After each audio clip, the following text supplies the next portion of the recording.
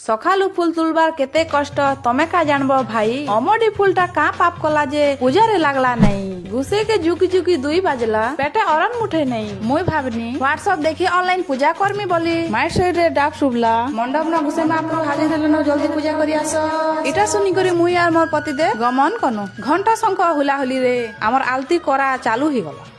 नुआ चूरा खाइला परे सपन बड़ काम हैला लोग मन के मुड़िया मारबाटा भात दुटा नहीं पारू जेतेबेल पते के पड़ा लोग के मुड़िया नहीं मारू जो जो देखा पाइनु काकी की तो आमे से न उलगिटे ही देनु आमर कान जेतेबेल सरला मुड़िया मारबार आमे नुरिनु जेन माने आमके मुड़िया नहीं मारबार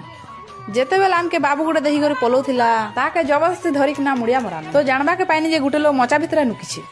डिबरी धरी कर जेतेबेल भीतर के गनु से बाहरी आसला आरो मुड़िया अटे ढो करी मान देखबा के पाइनी जे जणे लोग मुह नुकोथिला काथ लाइकी नुआ चूड़ा खाबार आगली रो बासी पखाल खैथिला आर गुटे जंतु पानी पाउच जगह रे देसी पाउच पी करे उंडी थिला मद पिए मुहा ज्ञानी उंडे खिसरे जगह जानी।